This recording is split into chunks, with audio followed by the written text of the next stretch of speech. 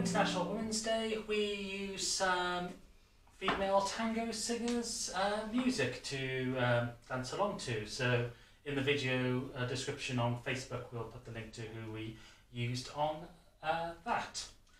Obviously, if you do like these videos, please like our Facebook page and subscribe to our YouTube channel. Thank you to the increasing numbers we always get each week who are subscribing. So today we looked at the tricky topic of reverse sacadas, and we built this up from the idea of a back ocho because they share similar techniques. So Alison's just going to talk you through some back ocho technique. So if you want a full breakdown, have a look at our tutorial series where we cover ochos. So we're going to put our weight on our left foot, we're going to keep our right foot free. We're going to rotate the bottom half of our body but keep our top half facing forward as if we're facing our imaginary partner. We're going to push our foot back the same as we would do in the warm-up. Rolling together, we're building up this torsion in our back, bringing our feet together and then pivoting. This is extremely difficult to do on your own without anything else, so holding on to a wall or a worktop or something is really helpful. So we're making sure that we're pushing back along the floor and we're creating space between our legs, so you're making sure that you really do take a step back, transferring the weight and then pivoting round. The more that you flex your knees, the easier it will be to pivot.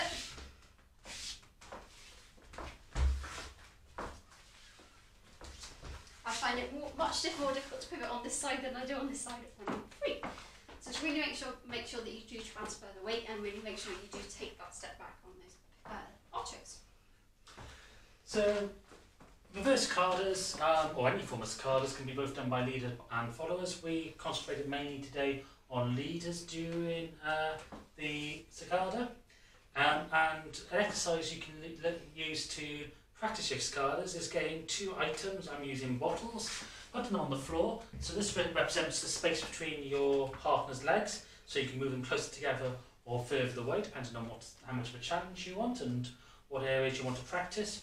And what we did was we're standing on the side on the opposite foot, which is closest. So I'm on my left hand side, so I'm going to use my right foot and put it close to the forward bottles. This is the follower's front leg if we were in an Americana position, for example.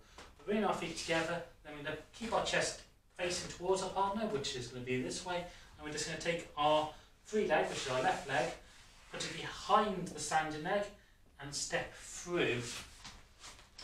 And then you can step out to the side or bring the feet together. We can also do the same on the other side to practice, so we get used to doing it on both sides. So again, I keep my chest towards my follower, stepping forward on my left foot, stepping back and through, and practicing my reverse sacadas here. And again, we can build up combinations, we can set up more bottles and make this travel down the room. We can also get an idea of what happens when we step closer to the partner's legs. So if we step back through and closer to the front bottle, we'll find we'll get a bit more rotation. If you step back closer to the back bottle in this case, you get less rotation. So again, this is all things that we can do just with these sort of simple exercises.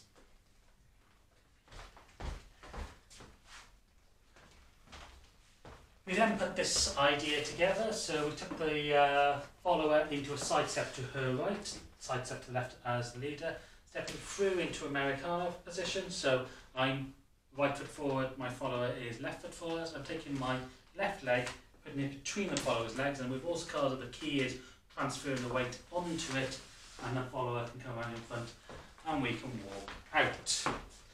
If you really want to do something which is far more advanced and tricky to do, you can start doing a chained reverse sacada of using both feet. So this is going to be quite difficult in this limited space, but we'll show you what it is. I'm taking my side step to my left, forward step into Americana, exactly the same as we just did. Taking my left foot and placing it between my follower's left feet and pivoting all the way around. So I'm taking a side step to my right as I come through and pivoting my follower through. So this is all like a front ocho, but instead of turning 180 degrees like we do in the front ocho, this is turning closer to 270. My weight is now on my right foot, my follower is stepping forward on her right foot, so I can match that with my left foot.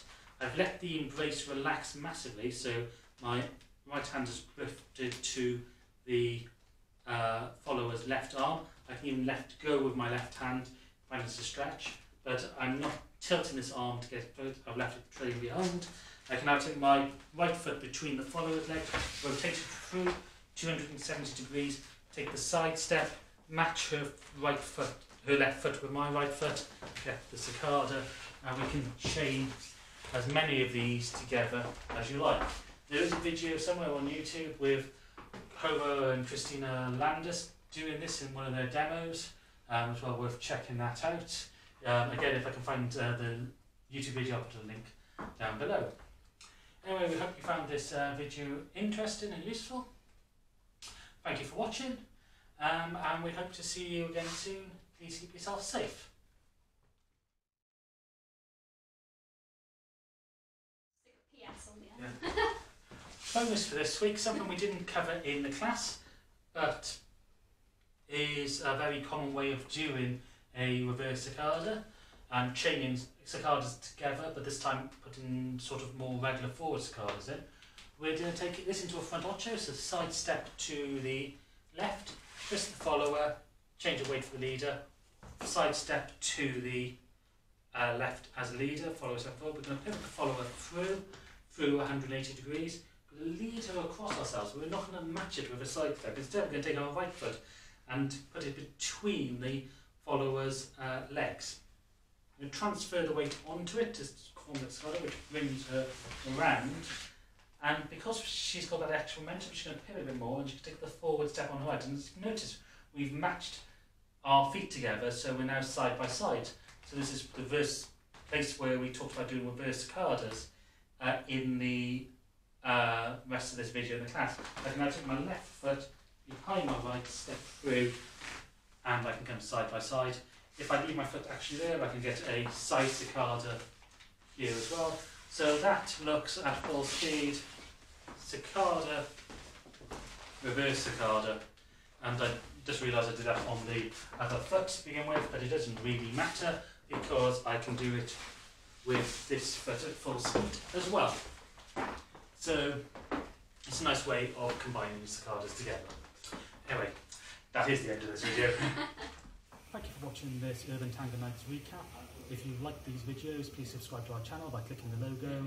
You can find more of our class summaries down here and other videos of us dancing tango over here. You can also follow us on Facebook, Instagram, Twitter and Meetup. Links are in the description below, and you can also subscribe to our newsletter using the link below.